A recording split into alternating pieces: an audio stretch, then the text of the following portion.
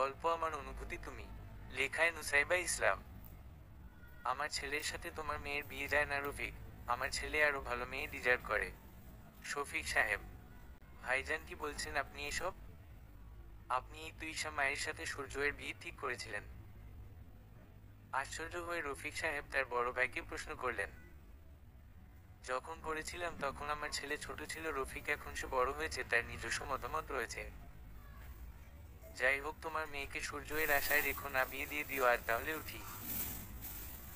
শফিক সাহেব: এতক্ষণ বাবা আর বড় কাকার মাঝের কথা দরজার আড়াল থেকে শুনছিল ঈশা। চোখ বেয়ে তার পানি পড়ছে। এটা তো হওয়ারই ছিল, সে জানত। কারণ তার বড় কাকা প্রচন্ড লোভী একজন ব্যক্তি। এই বলছে না ভালো মেয়ে ডিজার্ভ করে, তার ভালো মানে অনেক বড় লোক বাড়ির মেয়ে ডিজার্ভ। আচ্ছা সূর্য ভাই, ও কি একমত কাকার কথায়? আমার জন্য কি তার মনে বিন্দু মায়া জাগে নাই? নিজের ভাবনায় ডুবেছিল তখন তার বাবা তাকে ডাক দিল। ঈশা মা, এদিকে একটু শুনে যেত। রফিক সাহেব চোখের পানি মুছে সে বাবার কাছে এগিয়ে গেল।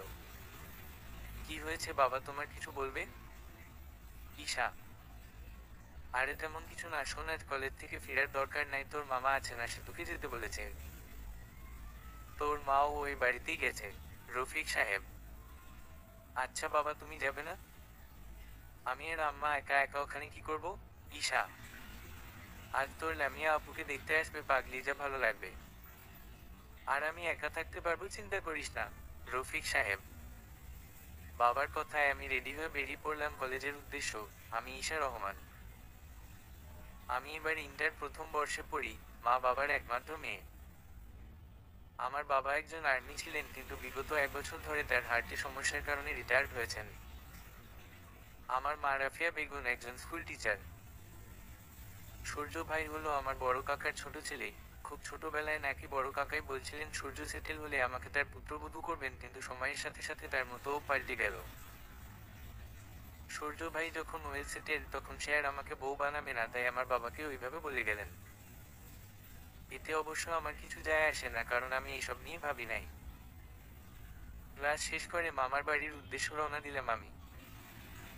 আমরা মধ্যবিত্ত হলে কি হবে, আমার মামা কিন্তু উচ্চবিত্তদের পর্যায়ে পড়ে। আমার মামার 2 ছেলে 1 মেয়ে, ইফরাত ভাইয়া, আরাফাত ভাইয়া আর লামিয়া আপু। আমি শুধু আরাফাত ভাইয়া আর লামিয়া আপুকেই চিনি, আর ইফরাত ভাইয়াকে কখনো দেখি নাই। আমি ছোট থাকতে নাকি আমি ওনার পাগল ছিলাম, অনেক উনি ছাড়া কিছু বুঝতাম না। যখন আমার বয়স 6 তখন ভাইয়াকে লন্ডন পাঠিয়ে দেওয়া হয়েছিল। জানি না কেন। মামার বাসায় গিয়ে দেখি কত আয়োজন করা হয়েছে। আমাকে দেখে মামি এগিয়ে আসলো। কিরে, এত দেরি করলি কেন? তোর আপু খেপে গেছে, তোর উপর জাগিয়ে দেখা করে আয়। মামি: আচ্ছা যাচ্ছি আম্মু, কই দেখছি না কেন? ঈশা: তোর আম্মু তো রান্না করে, আমি গেলাম উপরে, যা তুই। মামি: আমি এবার দৌড়ে উপরে উঠতে লাগলাম, আর সিঁড়ির সাথে পা লেগে পড়ে যেতে নিয়ে জোরে চিৎকার দিয়ে চোখ বন্ধ করে নিলাম। আমার চিৎকার শুনে সবাই চলে আসলো, কিন্তু আমি এখনো ব্যথা পাই নাই কেন? আমি না পড়ে গেলাম, এখনো ব্যথা পাচ্ছি না কেন আল্লাহ? তাহলে কি মরেই গেলাম নাকি? ঈশা: এই অসভ্য বাদর, চোখ খুল, তুই কিসব বলতেছস? আম্মু: আম্মুর আওয়াজ পেয়ে আমি এক চোখ খুলে দেখি ও মা আমাকে কে যেন সিনেমার হিরোর মতো ধরে রেখেছে। ওনার দিকে তাকিয়ে আমি ক্রাশ খেয়ে গেলাম। আল্লাহ, এই মেয়ে, এইভাবে তাকাই আছো কেন? সোজা হয়ে দাঁড়াবা না, আমি ফেলে দিব স্টুপিড। ছেলেটি: এতক্ষণ যা ভালো ভাবছিলাম এর নিয়ে ধমক খেয়ে সব শেষ, কি খারাপ রোগ। গাল ফুলিয়ে উঠে দাঁড়িয়ে দেখি সবাই আমাদের দিকে তাকাই আছে। আম্মু তো চোখ বড় বড় করে তাকাই আছে, মনে আমাকে সেই চোখ দিয়ে শেষ করে দিবে। আমি আমতা আমতা করে আবারও দৌড় লাগালাম আপুর ঘরের দিকে। এই আবার দৌড় দিছ, আরেকবার পড়লে কে বাঁচাবে? এই মেয়েকে নিয়ে আমি আর পারি না ভাবি। আম্মু: আরে রাফিয়া, ইস্যু তো বাচ্চা মানুষ, বড় হলে ঠিক হতে যাবে। মামি: আম্মু, ওরে তোমার কোন দিক দিয়ে বাচ্চা মনে হয়? ষাঁড়ের মতো মাইয়া, তারে আবার বাচ্চা বলে? ছেলেটি: ইফরাত ইস্যুরে নিয়ে এসব বললে মেরে ফাটিয়ে দিব। ও কিন্তু সবার ছোট, ভুলে যাস না। মামি: কিভাবে ভুলবো আমি তাকে? ভুলার মতো নাকি ওই আটার বস্তা মাগো, আমার হাত শেষ। ইফরাত, আমি সেই যে লামিয়া আপুর রুমে এসে বসি আর নামি নাই। এদিকে লামিয়া আপুকে কি সুন্দর লাগছে তা দেখে আমি একদম ফিদা হয়ে গেছি। আপু মাশা আল্লাহ, তোমাকে কি সুন্দর লাগছে। আজকে দেখে তো দুলাভাই একদম ক্লিন বোল্ড হয়ে যাবে। ঈশা, যা দুষ্টু, এইভাবে কেউ বলে? তুই ইফরাত ভাইয়ের দিকে অমন ভাবে তাকাইছিলি কেন? লামিয়া আপু, ইফরাত ভাইয়া মানে? ওইটা ইফরাত ভাইয়া। ছি, ইসুকাকে নিয়ে কি ভাবছস তুই?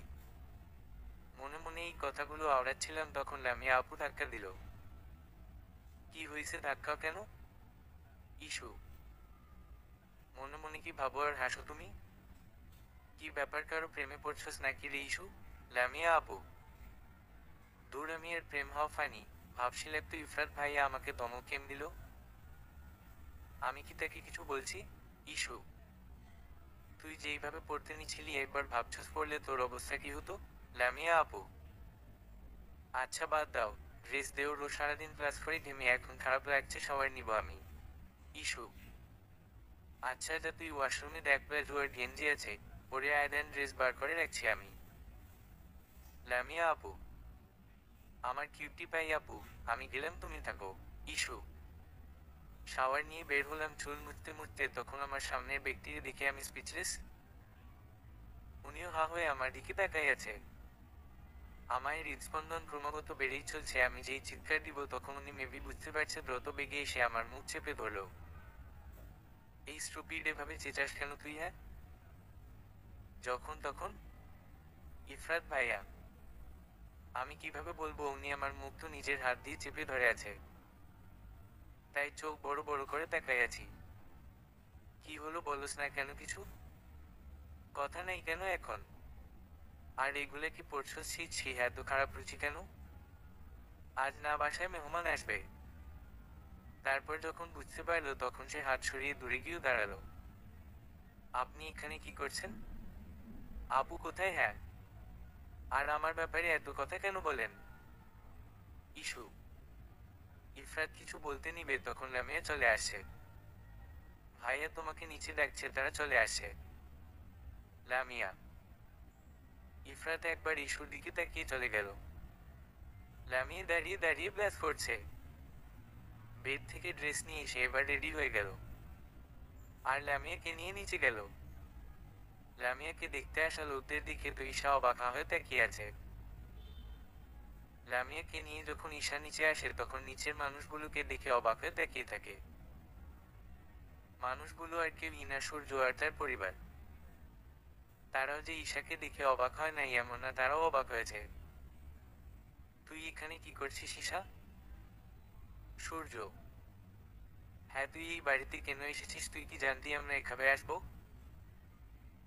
গম্ভীর কণ্ঠে জিজ্ঞেস করলো তার কাকা শফিক। সবার কথার মাঝখানে ঈশায়ের মামা মামি ও মা এসে পড়ল। ঈশার মা ও অবাকেদের দেখে, আরে ভাইয়া আপনি এখানে? আগে বলবেন না আপনি রামুকে দেখতে আসবেন?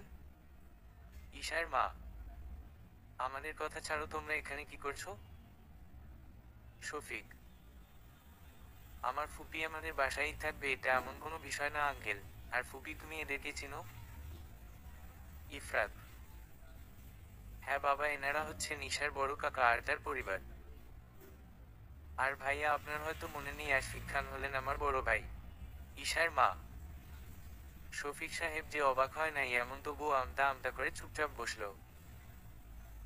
সূর্যের দৃশ্য দুই সাথে আটকানো, তা সবার চোখ এড়ালেও একজনের চোখ এড়ালো না। লামিয়া সূর্যের এক ঝলক দেখছে। লামিয়ার যে সূর্যকে ভালো লাগছে লামিয়াকে দেখলেই ভুলে যায়। কিন্তু সূর্য সে কি চায়? ঈশা ওখান থেকে সরে রুমে চলে গেছে আর ইফরাত এখনো এখানে দাঁড়িয়ে সবার কথা শুনছে। সূর্যের বাবার তো লামিয়াকে অনেক পছন্দ হয়েছে, হবেই বা না কেন, লামিয়ারা যে খুবই বড় লোক। লামিয়া এর মতো এমন সোনার ডিম পাড়া হাসি তাদের দরকার। কি যে মিষ্টি মিষ্টি কথা তার মুখ থেকে সরছেই না। ইফরাতের লোকটাকে একটুও ভালো লাগে নাই, তাই এর আলগা ভালো মানুষই দেখে। সূর্যকে অপছন্দ হওয়ার কারণ নাই, খুবই সুন্দর দেখতে সূর্য আর ভালো জব করে। লামিয়াকে এইবার ওখান থেকে নিয়ে যাওয়া হবে তখনই সূর্যের মাতার হাতে থেকে খুলে একটি স্বর্ণের আংটি লামিয়াকে পরিয়ে দেন। লামিয়া খুব লজ্জা পায়। লামিয়ার মা এতে খুশি হননি, তবুও মেহমান দেখে নাও বলতে পারেননি। মুখের উপর এভাবে না বলে অপমানিত করতে চান না। আর লামিয়া তাদের একমাত্র মেয়ে, সেখানে কোনো খোঁজ খবর ছাড়া কিভাবে বিয়ে দিবে মেয়ে। লামিয়ার মা ঈশার মাকে বললেন লামিয়াকে নিয়ে যেতে। দেখেন ভাই সাহেব আসছেন, মেয়ে দেখছেন, কিন্তু এভাবে আপনাদের আমার মেয়েকে আংটি পরানো উচিত হয় নাই। আমাদেরও ভাবার সময় দেয়া লাগবে, আর লামিয়া এর মতামত জানা দরকার।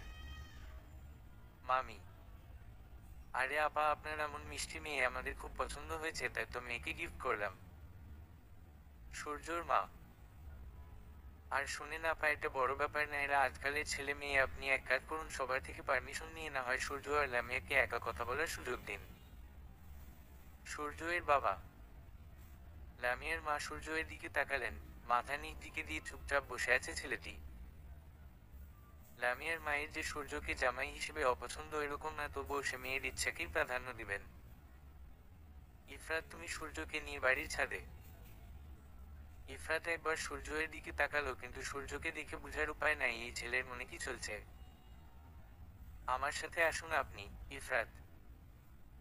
সূর্য এবার উঠল, উঠে ইফরাতের সাথে হাঁটা ধরল। ইফরাত লামিয়ার ফোনে মেসেজ করে বলছে ঈশাকে নিয়ে ছাদে যেতে। লামিয়াও বাধ্য মেয়ের মতো ঈশাকে নিয়ে হাঁটা দিল ছাদের দিকে। আচ্ছা, আপনি কি বিয়েতে রাজি মিস্টার সূর্য? ইফরাত: সূর্য নির্বিকার ভঙ্গিতে তাকিয়ে আছে, কি বলবে বুঝতে পারছে না। তখন ছাদে ঈশা আর লামিয়া এসে উপস্থিত হয়। সূর্যকে দেখে লামিয়া অবাক, সে ভাবে নাই সূর্যও এখানে থাকবে। লামিয়া: আম্মু তোকে আর ওনাকে কথা বলার জন্য এখানে পাঠিয়েছে, তোরা কথা বল, আমি আর ইস্যু সিঁড়িতে আছি। ইফরাত: ইফরাত ইস্যুর হাত ধরে নিয়ে নিচে নামা শুরু করলো। সূর্য এর চোখ এবার লাল হতে শুরু করলো, কপালে বিন্দু বিন্দু ঘাম, আর দৃষ্টি ইফরাতের হাতের দিকেই সীমাবদ্ধ। লামিয়া নিচের দিকে তাকিয়ে আছে, আর বিরক্ত হচ্ছে, আর ভাবছে কিছু বলছে না কেন লোকটা। আপনি কি কিছু বলবেন না? আমরা এভাবে দাঁড়িয়ে থাকবো? লামিয়া: হুমকি দিয়ে আমি শুরু করবো তা বুঝতে পারছি না মিস।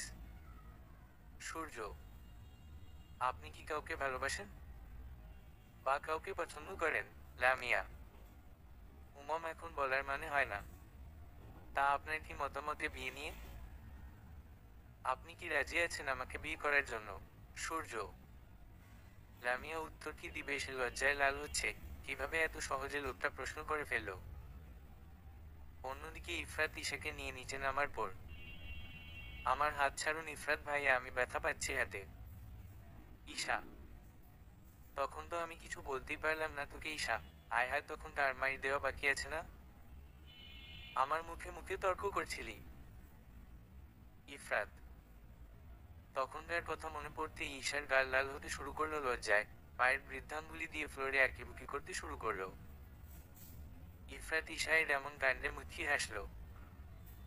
আসলে আমার দোষ ছিল, আপনি কিভাবে উইদাউট পারমিশন একজন মেয়ের রুমে আসেন? ঈশা: আমি আমার বোনের রুমে গিয়েছিলাম, নক করেই সেখানে যে আপনি থাকবেন তা কি আমি জানতাম? ইফরাত: লামিয়া আর সূর্যকে নেমে আসতে দেখে দুইজনই চুপ হয়ে গেল। লামু আর সূর্য ইফরাতদের কাছে এসে: কি ব্যাপার ঈশা, তুই এভাবে দাঁড়িয়ে লজ্জা পাচ্ছিস কেন? সূর্য: সূর্য যে এভাবে প্রশ্ন করবে তা ভাবতে পারে না ঈশা। আর সূর্য এর মোটেও ভালো লাগছে না ঈশার এসব কাণ্ড। আসলে ভাইয়া তেমন কিছুই না, আপনি ভুল দেখছেন। ঈশা: তা এখানে কখন আসলি? আমি তো তোকে কলেজে দেখে আসলাম। সূর্য: কলেজ ছুটির পরই চলে আসি। আচ্ছা ভাইয়া, আমি গেলাম, লামিয়া আপু আসো। ঈশা: লামিয়া ঈশাকে নিয়ে চলে যেতেই সূর্য আর ইফরাত নিচে আসলো। এতক্ষণ বড়রা কথা বলছিলেন। সূর্যকে আসতে দেখে সূর্য এর বাবা বললেন, আপা এবার আরেকবার একটু কষ্ট করে লামিয়া মাকে নিচে একটু রাখবেন। সূর্য এর বাবা: আরে এতে কষ্টের কি আছে, ইস্যু লামিয়াকে নিয়ে একবার নিচে আসো তো। মামি: মামির আওয়াজ পেয়ে ঈশা লামিয়াকে নিয়ে আবার আসলো। কি ঝামেলা, শুধু উপর উঠবো আর নিচে নামো হা। লামিয়াকে দেখে সূর্যের বাবা একটা খাম হাতে দিয়ে দেন। আর ওনারা চলে যাবার প্রস্তুতি নিচ্ছে, তখন সূর্য বলে ওঠে, ছোট মা, তোমরা বাসায় যাবে না? আসো তাহলে, তোমাদের ড্রপ করে দিব আমরা। সূর্য: হ্যাঁ বাবা, যাবো। তুই ইস্যু যা, ব্যাগ নিয়ে আয়, একসাথে যাই। ইস্যুর মা: আরে তুমি এখন কেন যাবা? আজকে থাকো, তোমার ভাই কিন্তু বকবে। মামি: আরে ভাবি, ঈশার বাবা একা বাসায়, লোকটা অসুস্থ তাই। ঈশার মা: ফুপ্পি তুমি গেলে যাও, ঈশা আজ এখানে থাকবে, এই নিয়ে আমি আর কোনো কথা শুনবো না।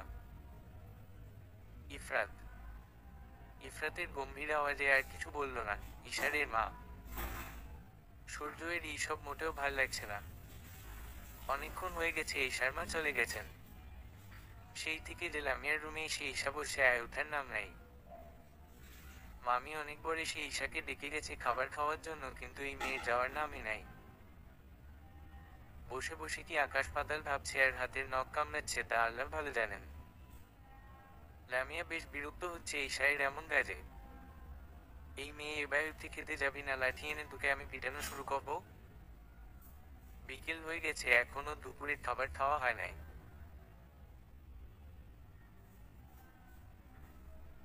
লামিয়া: আরে রাখো তো বাপু, তোমার খাওয়া, আমি আছি আমার চিন্তায়। আচ্ছা, ওই কিপটা বুড়ায় দেখো তো তোমার খামে কত টাকা দিছে। ঈশা: ঈশা, সে তোমার গুরুজন হয় না? বড় মানুষদের এভাবে বলতে হয় না, জানো না? লামিয়া: প্রথমত, বিয়ে হওয়ার আগেই শ্বশুর বাড়ির সাপোর্ট টানছো নাকি? দ্বিতীয়ত, ওইটা আমার সকল বড় কাকা, তুমি ভুলে গেছো সে কি করছে আমার আব্বু আর আম্মুর সাথে? মামি তো তোমাদের আমাদের সব ভুলেই বলছিল। হ্যাঁ মানলাম, শুধু জানতা আমার বড় কাকার ব্যাপারে দেখো না, এইটুকুই তো, তাই না? ঈশা: ইস্যু, আমি তো এমনি বলছি, তুই সিরিয়াস কেন হচ্ছিস? লামিয়া: আমার ভাল লাগছে না আপু, পুরো কথা না বললে শান্তি পাবো না আমি তোমাদের। মামি: ইফরাত ভাইয়া, মামা কোথায়? তোমরা তাড়াতাড়ি আসো এইদিকে। ঈশা: ঈশার চিৎকার শুনে বাড়ির সবাই লামিয়ার রুমে ছুটে আসলো। সবাই ভাবছে কি হয়েছে যে ঈশা এভাবে চিৎকার দিল। সবাই এসে দেখে ঈশা আর লামিয়া স্বাভাবিকভাবেই বসে আছে। এইভাবে কে চিৎকার করে? আমাদের ভয় পাইয়ে দিয়েছিলি, মামি। আসলে তোমাদের সাথে আমার কিছু কথা বলার ছিল, আমি জানি আম্মা কখনো এসব তোমাদের বলবে না। ঈশা: ইডিয়েট, যা বলার তাড়াতাড়ি বল, এভাবে ডাকার মানে আছে? ইফরাত: আসলে মামি, আমি কিভাবে শুরু করব জানি না। ইফরাত ভাইয়া তো কিছুই জানে না। মামি, মনে আছে তোমার, তুমি আমাদের কি বলেছিলে? আমার মা বাবা পালিয়ে বিয়ে করাই মামা আমার সাথে সব সম্পর্ক শেষ করেন। তখন তো আর তোমাদের সাথে আর যোগাযোগ ছিল না। আমার দাদা দিদুনকে উল্টা পাল্টা বুঝিয়ে আমার বাবা আর মাকে বাড়িতে উঠতে দেননি। তখন আমার বাবা কতটা কষ্ট পেয়েছেন। আমার বাবা মা অনেক কষ্ট করছেন, ভাড়া বাড়িতে থেকেছেন। আমার জন্মের পর দাদাই এর মন বলে, তাই তিনি বাবা মাকে আমার বাড়ি ফিরিয়ে নিয়ে যান। আমার বাবা হলেন শান্ত, সহজ সরল একজন ব্যক্তি। দাদাই দিদুনের অনেক প্রিয়। দাদাই মারা যাবার আগে দাদাই এর নামের বেশ অর্ধেক সম্পত্তি আমার বাবার নামে করে দেয়, আর বাকি অংশ বড় কাকার নামে। তখন আমার বড় কাকা প্ল্যান করে কিভাবে সেই সম্পত্তি আয়ত্তে নিবে। এইবার আসি মূল কথায়, সে সম্পত্তি এর জন্য বড় কাকা সূর্য ভাইয়ের সাথে আমার বিয়ে ঠিক করেন, আর সেই ব্যাপারটা গোপন রাখতে বলেন। আমার বাবা ভাইয়ের কথা ফেলতে পারেন না, তিনিও রাজি হয়ে যান। এভাবে কাটতে থাকে দিন। সূর্য ভাইয়া আমার প্রায় 10 বছরের বড়। যখন ওনার পড়ানোর জন্য বাইরে পাঠাবেন, তখন টাকার দরকার। সেই ছুতোতেই আমার বাবার কাছ থেকে সব সম্পত্তি নিয়ে তা বিক্রি করে সূর্য ভাইয়াকে পড়ালেখা করানোর জন্য এবড়োর পাঠান। আমার বাবা মা এতে আফসোস কোনো কালেই ছিল না। কাকা কাকিরা তো সবসময় ঢাকা থাকতেন, আর আপনাদের চিনে না, কারণ কখনো জানতেই চান নাই আপনাদের ব্যাপারে। অবশ্য জানতেই বা চাইবেন কেন? তার দরকার ছিল আমার বাবার সম্পত্তি। মামা আমাদের যে মেনে নিয়েছেন তা তারা জানতেন না। এইভাবে যাওয়ার পর কি হয়েছে জানি না, আমি ঠিক আজ সকালে বড় কাকা আমাদের বাসায় গিয়ে বলে এসেছে আমার বাবাকে যে তার বিলেত ফিরতো ভালো জব করা ছেলের সাথে আমাকে মানায় না, তাই যেন আমার বিয়ে অন্য কোথায় দিয়ে দেন। তার ছেলের সাথে নাকি আমার বিয়ে যায় না। আমি চাই না এমন একটা লোভী পরিবারে লামিয়া আপুকে বিয়ে দিয়ে তার জীবন নষ্ট করুন। লামিয়া আপু আমাকে ভূপ ভাইব না প্লিজ। সূর্য ভাইয়ের প্রতি আমার কোনো কালে কোনো ফিলিং ছিল না। সবাই স্তব্ধ হয়ে বসে আছে, কি বলবে বুঝতে পারছে না। এত কিছু হয়ে গেল আর তারা কিছু জানি না। ইস্যু, আমরা কি তোদের কেউ ছিলাম না? আমাদের বলিস নাই কেন? আমাদের বললে তো আমরা কিছু করতে পারতাম না। হ্যাঁ, আর তখন রাফিয়া আমাদের কিছু বললো না কেন? মামা, আপনি আম্মাকে চিনেন না মামা, এগুলা আম্মা কখনোই আপনাদের বলতেন না। ঈশা, আচ্ছা এসব এখন বাদ দেও। আর যা বলার সূর্যের পরিবারকে তোর মামা বলে দিবেন, এবার যা ফ্রেশ হয়ে খেতে বসো। মামি, আম্মু আজকে আমরা বাসায় খাবো না। আজকে আমি ইস্যু আর লামুকে ট্রিট দিব। আজকে ওদের ঘুরতে নিয়ে যাবো, দেন আমরা রাতে ডিনার করে ফিরবো। ইফরাত, ইয়ে সত্যি ভাইয়া? যাই হোক, অনেকদিন হয়েছে ঘুরতে যাই না। ইস্যু, তোরও তো ইচ্ছা ছিল যাওয়ার। লামিয়া, মামা মামি আমাদের একা ছেড়ে দিয়ে চলে গেলেন। ভাবছেন বাচ্চাদের মাঝে তাদের থেকে কি লাভ। সরি লামিয়া আপি, আমি জানি সূর্য ভাইয়াকে তোমার অনেক ভালো লেগেছে। হ্যাঁ, সূর্য ভাইয়া হয়তো খারাপ নন, কিন্তু ওনার বাবা মাকে আমি একটুও বিশ্বাস করতে পারি না। ঈশা, আরে পাগল, আমি কিছু মনে করি নাই। আর বাদ দে, আমার কপালে যে আছে আল্লাহ তাকেই পাঠাবেন আমার জন্য। লামিয়া, তোরা এত প্যান প্যান না করে গিয়ে রেডি হও তাড়াতাড়ি, আমি গেলাম রেডি হতে। ইফরাত, ইফরাত চলে যেতেই লামিয়া আর ঈশা জোরে শব্দ করে হেসে দেয়। লামিয়া ঈশা দুইজন তাড়াতাড়ি রেডি হয়ে নিচে নেমে ইফরাতের জন্য অপেক্ষা করছে। আচ্ছা লামিয়া আপু, আরাফাত ভাই আর ভাবি কবে আসবেন? অনেকদিন তো হয়েছে, তাদের কোনো খবরই নাই। ঈশা, ভাবি আর ভাইটা হানিমুনে গেছে, গাধি এত তাড়াতাড়ি কিভাবে আসবেন? লামিয়া, তখন ইফরাত নিচে নামছে। ইফরাতকে দেখে ঈশা হয়ে তাকিয়ে আছে। আজকে ইফরাত ভাইয়াকে অনেক সুন্দর লাগছে। শ্যাম বর্ণের মানুষ যে এত সুন্দর হতে পারে তা ভাবনার বাহিরে ঈশার। ইফরাত অতটা লম্বা নন, 5 ফিট 8, আর গায়ের রং শ্যাম বর্ণের। ঈশাকে এভাবে তাকিয়ে থাকতে দেখে মুচকি হাসল ইফরাত। ওদের সামনে গিয়ে বলল, দুই চুন্নি এমন জঘন্য টাইপ সাজে কিভাবে? আর ইস্যু, তোরে তো পেতনি লাগছে, এভাবে কেউ চুল ছাড়ে? বাহিরে গরম জানোস না? আর ধুলা ময়লায় চুলও নষ্ট হবে। দুইজন চুল গিয়ে বিনুনি করে আয়ের মাথায় কাপড় দিয়ে দেখে আসবি যাতে চুল দেখা না যায়। ইফরাত, ইফরাতের কথায় রাগ লাগলেও দুবোন অনিচ্ছাকৃত আবার রুমে গিয়ে চুল বিনুনি করে মাথা রেখে আসে। গিয়ে দেখে ইফরাত গাড়িতে বসে আছে। লামিয়া জলদি গিয়ে ব্যাক সাইডে বসে পড়ল। ঈশাও লামিয়ার সাথে বসবে তখন। আমার গাড়িতে ঘুমানোর অভ্যেস, তাই ইস্যু তুই ভাইয়ার সাথে বসো, তুই এখানে বসলে আমার সমস্যা হবে। লামিয়া, দুইজন পিছে বসবা আর আমি একা এখানে ড্রাইভারের মতো গাড়ি চালাবো? ইফরাত, ড্রাইভাররা এত সেজে গুজে গাড়ি চালায় না ভাইয়া, তাই কেউ আপনাকে ড্রাইভার ভাববে না। ঈশা, ইফরাত মুখ গোমরা করে গাড়ি চালাচ্ছে, কারণ ঈশা তাকে ভদ্রভাবে অপমান করছে। ঈশা বসে বসে ভাবছে কি কি খাবে। ভাইয়া, আমার এক ফ্রেন্ড কল দিচ্ছে আমাকে, ওরা সবাই নাকি মিট আপ প্ল্যান করছে। আমি বলছিলাম কি তুমি ইস্যুকে নিয়ে আলাদা ঘুরে আসো আর আমাকে আমার ফ্রেন্ডসদের ওখানে দিয়ে এসো। আবার যখন বাড়ি যাবা ওখান থেকে পিক করে নিও। লামিয়া, তাহলে ঠিক আছে, যা, সাবধানে থাকবি, এর আমি না আসা অব্দি কোথাও যাবি না। ইফরাত, আচ্ছা ভাইয়া, তোমরা খুব এনজয় কইরো। আর শোনো, আমি তোমাদের সাথে যাওয়ার আগে ফুচকা খাবো, তাই আগে খেয়ে ফেলো না। লামিয়া, আচ্ছা সাবধানে থাকিস আর আমাকে কল দিস টাইম মতো। ইফরাত, আপু আমাকে নিবে না তোমার সাথে? আমি একা একা কি করব? ঈশা, আরে আমার ফ্রেন্ড সার্কেলের মধ্যে তুই কি করবি? আর একা কোথায়, ভাইয়া আছে না? আমি গেলাম, টাটা। লামিয়া, লামিয়া চলে যেতে ঈশা মুখ গোমরা করে বসে আছে, কারণ সে একদমই চুপচাপ থাকতে পারে না। যেহেতু লামিয়া নাই, সে এবার কার সাথে কথা বলবে? ইফরাতের সাথে সে তো ততটাই সিনয়। অন্যদিকে, আপনার কথায় আমি ভাইয়াকে আর ইস্যুকে মিথ্যা বলে এসেছি। আপনি আমাকে কেন রাখছেন? আর আমার নাম্বারই বা কোথায় পেলেন? লামিয়া, দেখো, আমি তোমার নাম্বার কোথায় পাইছি সেটা ম্যাটার করে না। আমার অনেক জরুরি কথা ছিল তোমার সাথে, তাই এখানে রেখেছি। সূর্য, সূর্য লামিয়াকে ফোন করে বলায় সে ইফরাত আর ইস্যুকে মিথ্যা বলে এসেছে। লামিয়া যে সূর্যকে ভালোবেসে ফেলেছে তা বলাই যায়। তাই সূর্য একা এসে চলে এসেছে। কি বলবেন আপনি আমাকে? আপনাদের কথা আমার আব্বু বলে দিবে, এই ছাড়া আপনার সাথে আমার কোনো কথা নাই। লামিয়া, রেগে যাচ্ছ কেন তুমি?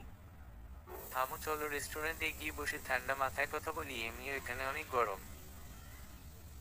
সূর্য, না, আপনার সাথে আমার আর কোনো কথা নেই, আপনি এক কাজ করেন, চলে যান, আর আমিও চলে যাচ্ছি আমার রাস্তায়। লামিয়া, দেখো, এটা রাস্তায় এভাবে কথা বললে লোকে কিভাবে তাকায়, তুমি শুধু আমার অল্প কিছু কথা শুনবা। সূর্য, লামিয়া অনেক ভেবে চিন্তে সূর্যের সাথে হাঁটা দিল। সূর্য হাঁপ ছেড়ে বাঁচল। ইফরাত আর ঈশা রেস্টুরেন্ট থেকে খাবার খাওয়া শেষ করে বাইরে হাঁটছে। ঈশা আগে আগে আর ইফরাত তার পিছে পিছে। ইস্যু, চল তো সামনের পার্কে গিয়ে বসি, খাবার বেশি খাওয়া হয়ে গেছে, আর হাঁটতে পারছি না। ইফরাত, ইস্যু ইফরাতের কথায় জোরে হাসা শুরু করলো। ইস্যু এর এমন হাসি দেখে আশেপাশের মানুষ অদ্ভুত ভাবে তাকিয়ে আছে। তারা হয়তো ভাবছে মেয়েটা কি পাগল হয়ে গেল যে মাঝ রাস্তায় এভাবে হাসছে।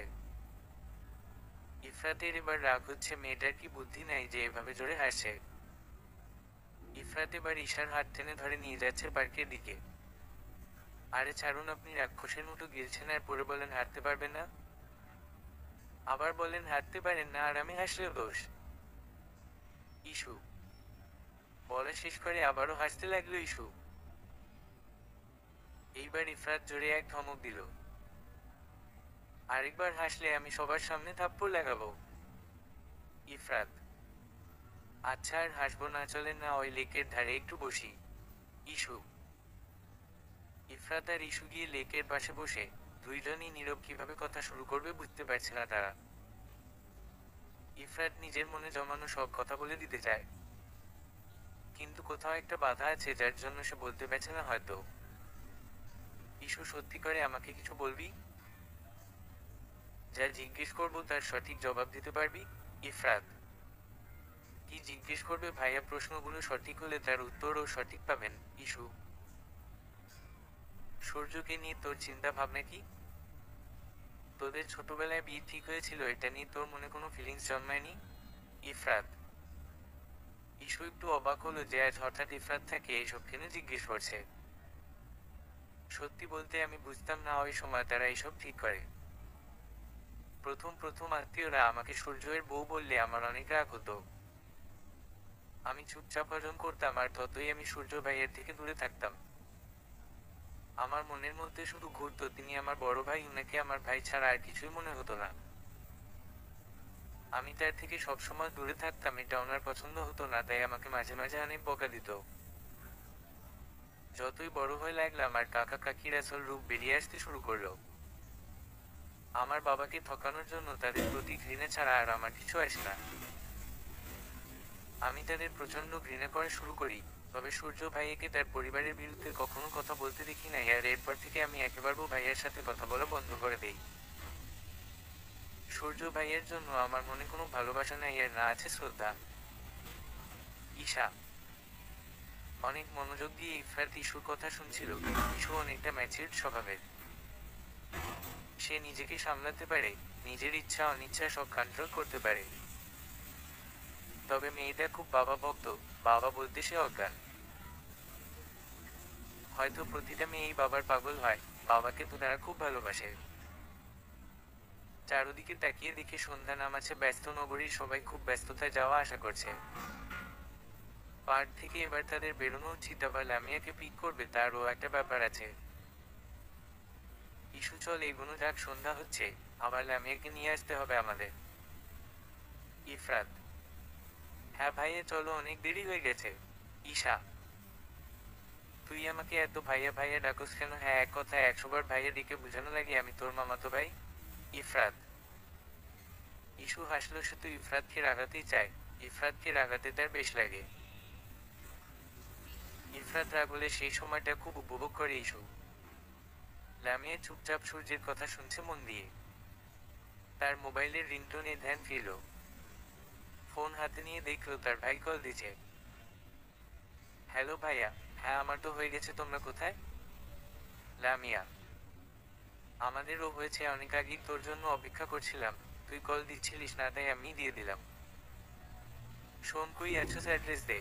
ইফরাত, আরে তোমার আশা লাগবে না, শোনো, তোমার হানিফ মামার ফুচকার দোকানে গিয়ে ওয়েট করো, আমি আসি। লামিয়া: আচ্ছা, তাড়াতাড়ি আসিস কিন্তু, আমি অপেক্ষা করব। ইফরাত: লামিয়া কল কেটে সূর্যের দিকে তাকিয়ে বিদায় নিল। আসার সময় লামিয়ার মধ্যে যেই রাগ ছিল, যাওয়ার এই সময় তার ছিটে ফোটাও নাই। সে মুচকি হেসে সূর্য থেকে বিদায় নিয়ে বেরিয়ে গেল। লামিয়া চলে যেতেই সূর্য শয়তানি হাসি দিল। যা বলার সে তো লামিয়াকে বলেছেই। কি ভেবেছিলিস তুই ইস্যু আমাকে বিয়ে করতে তুই অসম্মতি জানাবি আর আমাকে অপমান করবি আমি তা সহজে মেনে নিব? তা কখনোই হবে না। বি প্রিপেয়ার্ড ইস্যু, এখন তোর লাইফে আমি আসছি, সূর্য আসছে যে তোর লাইফের প্রতিটা মুহূর্ত বিষিয়ে তুলবে। ইফরাত আর ইস্যু অনেকটা সময় এসেছে ফুচকার দোকানে। ইস্যু তো 3 প্লেট ফুচকা অর্ডার করে দিছে। ইফরাত বসে বসে ইস্যুর কাণ্ড দেখছে আর হাসছে। ইফরাত ভাইয়া আপুকে কল দিন দিয়ে জিজ্ঞেস করেন কখন আসবে, আমার আর ভাল লাগছে না। ইস্যু: ইফরাত ফোন বের করছে আর ওই মুহূর্তে লামিয়া চলে আসে। লামিয়া: কে দেখি ইফরাত আবার ফোন পকেটে ঢুকিয়ে ফেলল। তুমি এত লেট করছো কেন লামিয়া আপু? জানো আমি তোমাকে অনেক মিস করছি। আর আমার একা একা কত বোরিং ফিল হচ্ছিল। ঈশা: আরে আমি আমার ফ্রেন্ডসদের সাথে ছিলাম তাই, আর ওদের থেকে তাড়াতাড়ি আসলাম তোদের জন্য। লামিয়া: লামিয়া খুব সুন্দরভাবে সবাইকে মিথ্যা বলে বুঝিয়ে নিল। এরপর ওরা সবাই একসাথে ফুচকা খেয়ে বাড়ির দিকে চলে গেল। বাড়ি ফিরার পর ইফরাত নিজের রুমে আর লামিয়া ঈশা লামিয়ার রুমে চলে গেল। ইফরাত রুমে ঢুকে শুয়ে পড়লো, ওর হিসাব কিছুতেই মিলছে না। লামিয়া ফ্রেশ হয়ে শুয়ে মুচকি মুচকি হাসছে। ব্যাপারটা ঈশা ঠিকই খেয়াল করলো। আপু তুমি একা একা হাসছো কেন? কি হয়েছে তোমার? ঈশা: আমার আবার কি হবে, আমি ঠিক আছি আর তুই তুই ভুল দেখছিস, আমি হাসি নাই। লামিয়া: আচ্ছা তাহলে তুমি তুতলাচ্ছ কেন? হ্যাঁ। ঈশা: বেশি কথা না বলে কি ঘুমিয়ে পড় যা। আর শোন, পিচ্ছি পিচ্ছির মতো থাকবি, বড়দের মতো বিহেভ করবি না। লামিয়া: লামিয়ার এই ব্যবহারে ঈশা কষ্ট পেল অনেক। সে ভাবতে লাগলো লামিয়ার তো কখনোই আগে এমন ব্যবহার করে নাই তার সাথে। আজ হঠাৎ কি হলো লামিয়া এইভাবে কথা বললো ওর সাথে? ঈশা লামিয়াকে নিজের খারাপ লাগাটা বুঝতে দিল না, এবং সে খুব সুন্দরভাবে শুয়ে পড়ল ঘুমের উদ্দেশ্য। সবাই ঘুমাচ্ছে, শুধু ইফরাতের চোখে ঘুম নেই। রাতের আকাশ দেখছে সে একা একা। আকাশের চাঁদটা এত সুন্দর কেন? এভাবে একা একা বসে চন্দ্রবিলাস করতে খারাপ লাগছে না ইফরাতের। সে বসে বসে তার প্রিয়তমার কথা ভাবছে, কিভাবে সে আপন করে নিবে তার প্রিয়তমাকে। আচ্ছা, সে যে এত ভালোবাসে ইস্যুকে, ইস্যু কি তা বুঝবে? ইস্যুকে তার সব খুলে বলতে ইচ্ছা করে, মনে হয় নিজের মনে লুকানো সব অনুভূতির কথা বলে দিতে। কিন্তু খুব ভয় হয় তার, যদি ঈশাকে সে হারিয়ে ফেলে। আচ্ছা, এভাবে আর কতদিন ভয় থাকবে সে? কিছু একটা ভাবলো আর ভেবে একা একাই হাসলো। সকালের রৌদ্রতাপ যখন ঈশায়ের মুখের উপর পড়ে তখন চোখ মুখ কুঁচকে ফেলে সে। বিরক্ত হয়ে অন্য পাশে ফিরে শুয়ে পড়ে আবার। এবার সে অনুভব করলো কেউ তার পায়ের তালুতে চিমটি কাটছে। তখন হালকা ব্যথা অনুভব হতেই উঠে বসে পড়ে। হাত দিয়ে চোখ কচলে আবার তাকিয়ে দেখে সে ব্যক্তি আর কেউ নয়, ইরফাত। ইস্যু খেপে গেছে ইফরাতের এহেন কাজে। সকাল সকাল কি এসব করে নাকি? আল্লাহ জানে এই ছেলে আর কত জ্বালাবে তাকে। আপনি এরকম করলেন কেন? আমি কি ক্ষতি করছি আমার যে পায়ের তালুতে আপনি চিমটি কাটবেন? আর এত জলদি আমার ঘুম ভাঙানোরই বা কি ছিল? ঈশা: এত বেলা অবধি কোন মেয়ে মানুষই বা তোর মতো নাক ডেকে কুম্ভকর্ণ এর মতো ঘুমায় বলো? আর কি ঘুমের বাহার তার? আর কি বললি এত তাড়াতাড়ি 11টার বেশি বাজে আর তুই এখনো ঘুমাস? ইফরাত: কি বলেন 11টা? আরে আজকে আমার 8টায় প্রথম ক্লাস ছিল, আল্লাহ শেষ আমি। ঘুম থেকে যতক্ষণে উঠালেন আমাকে আর একটু আগেই উঠাতেন তাহলে তো কলেজে যেতে পারতাম। ঈশা: আহারে, আমাকে উনি ওনার কাজের লোক বানাই রাখছেন আর সকাল সকাল ঘুম থেকে উঠাবো? ইফরাত: ভাইয়া আপনি শুধু মেয়েদের মতো ঝগড়া করার সুযোগ খুঁজেন কেন? হায়, মেয়েরাও এত ঝগড়া করে না যতটা আপনি আমার সাথে করেন। ঈশা: কি বললি তুই? এই কি বললি তুই, আমি ঝগড়া করি? আমাকে ঝগড়াইটটা বললি? তুই শেষ আজকেই শুই। ইফরাত: ভাইয়া আমি তো মজোক করছি, আমাকে মাফ করে দেও, তোমার হাতে মাইরা খাইলে আমি মরে যাব। তাই আমার মতো নিষ্পাপ বাচ্চাকে ছেড়ে দেও। ঈশা। ঈশায়ের এমন বাচ্চামি কথায় ঈশাকে ছেড়ে দেয় ইফরাত। হেসে বলে ইস্যুকে ফ্রেশ হয়ে তাড়াতাড়ি নিচে যাইতে নাস্তা করে। ঈশা ফ্রেশ হতে গেলে ইফরাত ওর নিচে চলে যায়। নিচে ওর মা বাবা লামিয়া সোফায় বসে গল্প করছে। তখন সে তাদের মাঝখানে বসে পড়ে আর গলা ঝেড়ে বলে, আব্বু আম্মু তোমাদের খুবই জরুরি কথা বলার ছিল, তোমরা শুনবা? ইফরাত। কি বলবে তুমি? ইফরাত সোজাভাবে বলো। ইফরাতের বাবা। ইফরাত এবার তার বাবার হাত নিজের মুঠোর মধ্যে নিয়ে বলল, বাবা আমি একজন মেয়েকে খুব ভালোবাসি। ওকে ছাড়া আমি নিজেকে কল্পনা করতে পারি না। ওকে হারানোর ভয় আমাকে প্রতিনিয়ত কষ্ট দেয়, আমি ঠিকমতো ঘুমাতে পারি না। ইফরাত। মেয়েটাকে ইফরাত তার নাম আর ঠিকানা বলো, আমরা গিয়ে তার বাবা মায়ের সাথে কথা বলবো। তোমার কোনো ইচ্ছা আমরা কখনো অপূর্ণ রাখি নাই। ইফরাতের বাবা। বাবা you are like my best friend, সব শেয়ার করলে এটা শেয়ার করার সাহস আমি কখনোই পাই নাই। মেয়েটা হলো ইস্যু। একদিন যখন লামিয়ার সাথে ভিডিও কলে কথা বলি সেদিন ইস্যুকে দেখতে পাই লামিয়ার সাইডে বসেছিল, ওই সময়টা যেন ওখানেই থমকে যায়। এরপর সব লামিয়াকে বলায় সে সব সময় ইস্যুর আপডেট আমাকে দিত। লামিয়া সব জানতো, শুধু তোমাদের আমি বলতে পারি নাই আব্বু আম্মু। ইফরাত। কথাগুলো বলে মাথা নিচু করে তাকিয়ে থাকে ফ্লোরের দিকে। লামিয়া ও বাবা মায়ের মুখের দিকে তাকিয়ে থেকে বোঝার চেষ্টা করলো তাদের রিয়াকশন। কিন্তু লামিয়া ব্যর্থ, সে বুঝতে পারল না। কিছুটা সময় কেটে যাওয়ার পর ইফরাতের বাবা মা উচ্চস্বরে হেসে ওঠেন। এ কথা আগে বললেই হতো আমাদের। আচ্ছা যাই হোক, এখন ইস্যু এসে নাস্তা শেষ করলেই আমরা ওদের বাসার উদ্দেশ্য রওনা হব। আর ওদের রাজি করিয়ে আংটি পরিয়ে রেখে আসবো। কি বলো তুমি ইফরাত? ইফরাতের মা। ইফরাত ভাবতেও পারে নাই তার বাপ মগ ব্যাপারটা এতটা সহজভাবে নিবে। সে খুশিও হয়, বিষয়ে খুশি হয় যে ইস্যুকে পেয়ে যাবে নিজের করে। ইস্যুকে আসতে দেখে সবাই চুপ করে যায়। ইস্যু আসায় সবাই কথা থামায় ফেলছে, এটা দেখে ইস্যু বলে ওঠে, আমাকে ছাড়া সবাই আড্ডা দিচ্ছে, আবার আমাকে দেখে চুপ হয়ে গেলে বা? যাও, আমি কারোর সাথেই কোনো কথা বলবো না। ইস্যু। হইছে, এবার যা খাবারের টেবিলে দেখ নাস্তা দেওয়া আছে, কি খেয়ে নে। তারপর আবার আমরা তোদের বাসায় যাবো তোকে দিয়ে আসতে। মামি। সত্যি মামি তুমি যাবে আমাদের বাসায়? ইস্যু। আমি একা না, সবাই যাবে, এবার খেয়ে নে। মামি। ইস্যু খেতে বসলে ইফরাত তার পাশে বসে পড়ে। দুজন চুপচাপ খাচ্ছে। ইফরাত ফিসফিস করে ইস্যুকে বলছে, আমাকে অনেক জ্বালাইছস, আজকে এমন ব্যবস্থা করবো যে এরপর থেকে আমার জ্বালানো সহ্য করবি তুই। ইস্যু মুখে খাবার নিয়ে হা করে ইফরাতের দিকে তাকিয়ে আছে, আর ইফরাত মনের সুখে নিজের মতো করে খাচ্ছে। ইফরাত আর ইফরাতের পরিবার ঈশাদের বাসায় আসছে অনেকক্ষণ। ইফরাত, লামিয়া, ঈশা ঘুরতে বের হয়েছে, কারণ বড়রা কথা বলবে সেখানে তাদের এলাউড করে নাই। ঈশাদের বাড়ির সামনে বড় একটি বাগান, আর তার কিছু দূরে সূর্যদের বাড়ি। সূর্যের রুম থেকে ঈশাদের বাগান স্পষ্টভাবে দেখা যায়। ইফরাত আর ঈশা আগে আগে হাঁটছে, লামিয়া একটু আস্তে আস্তে হাঁটছে। বেলকনি থেকে সূর্য ইফরাতের সাথে ঈশাকে দেখে রাগের বসে তার পায়ের কাছে থাকা ফুলের টপটা লাথি মারে। এরপর দ্রুত ঈশাদের কাছে যাওয়ার জন্য হাঁটা দেয়। লামিয়া এর মনে কি চলছে তা শুধুমাত্র লামিয়া জানে। লামিয়া কি ভাবছে, কি করবে তা শুধুই ধোঁয়াশা। আচ্ছা ইস্যু, তোর কি কখনো কাউকে ভালো লেগেছে? ইফরাত। বাসী যদি বলেন ভালোবাসা পাপ না। আল্লাহ বলেছেন সে মানুষ সৃষ্টি করেছেন, তাদের মনও দিয়েছেন। সুতরাং তোমরা ভালোবাসো, কিন্তু প্রথমে ভালোবাসাটা আমাকে মানে আল্লাহকে বাসো, তারপরে আমার নবীকে ভালোবাসো। এরপর মা বাবাকে ভালোবাসো, আর সব শেষে নিজের স্বামী সন্তানকে।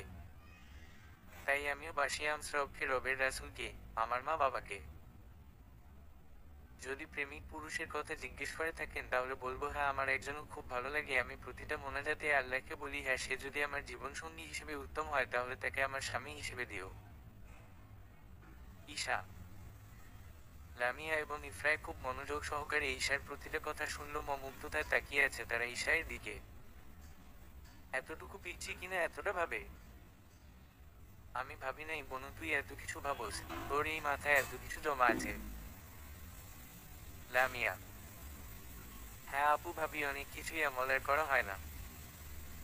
যাই হোক, এখন বলো তোমার কি হয়েছে?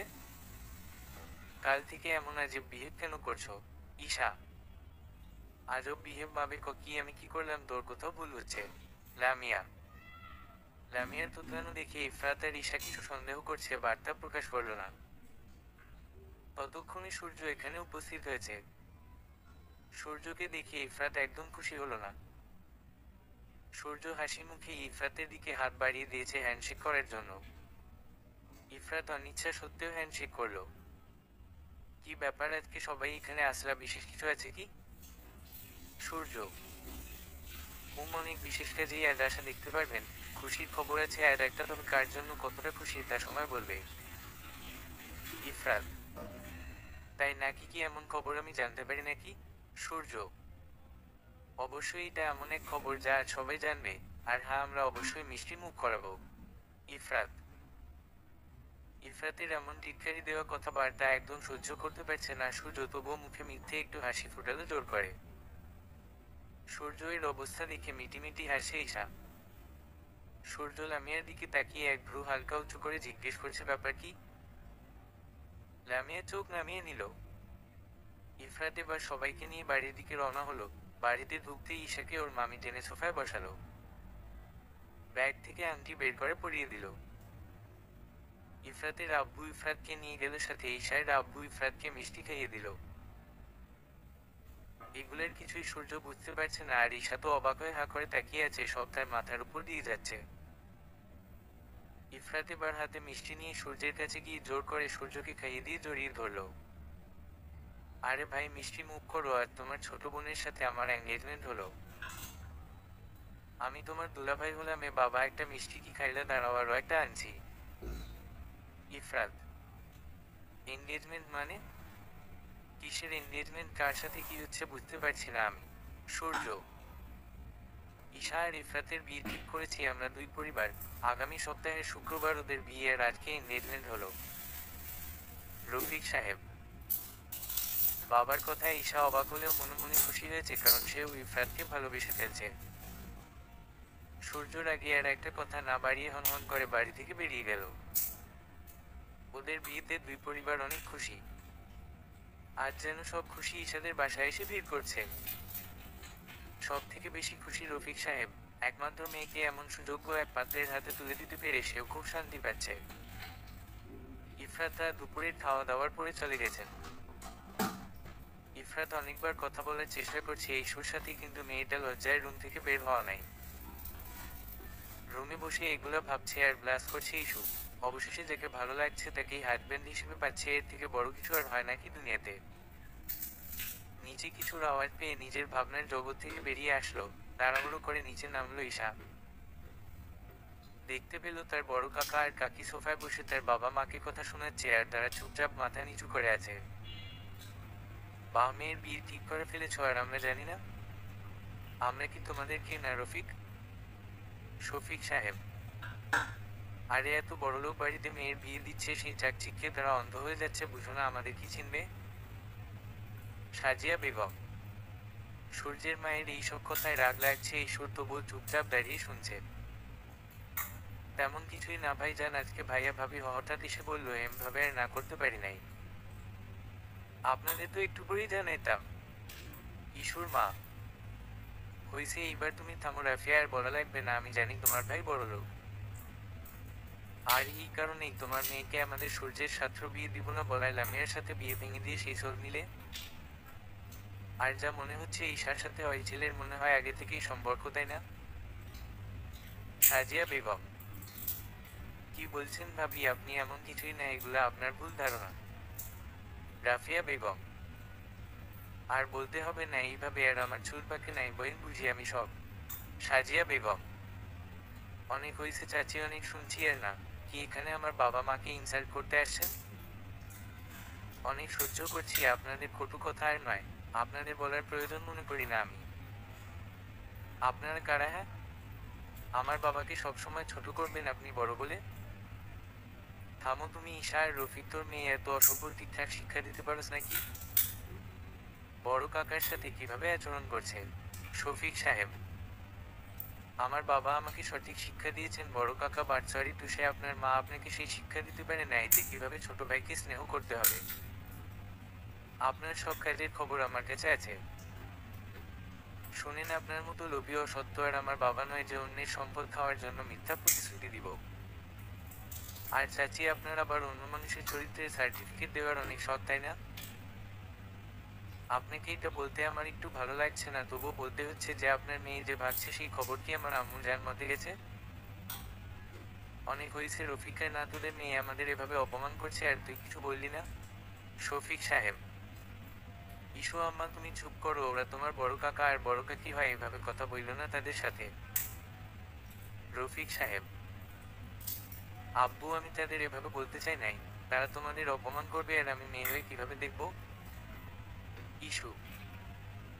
যেমন মা তেমন হয়েছে মেয়ে, মায়েরও চরিত্র যেমন তেমনই হয়েছে মেয়ে।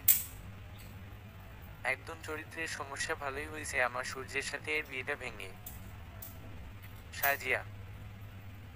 খবরদার চাচি, আপনি এর একবার আমার মাকে নিয়ে কিছু বললে ভুলে যাব আপনি আমার চাচি লাগেন। আর কি বললেন? আপনার ওই ছেলেকে আমি বিয়ে করতে চাই নাই, বরং বড় কাকা নিজে বিয়ের কথা বলছে আমার বাবার ভাগের সম্পত্তির জন্য। ইস্যু। অনেক হয়েছে, এইভাবে মেয়ে অপমান করছে আর বাপ মা মজা দেখছে। আমার মেয়ে হলে পিটিয়ে সোজা করে ফেলতাম। সাজিয়া।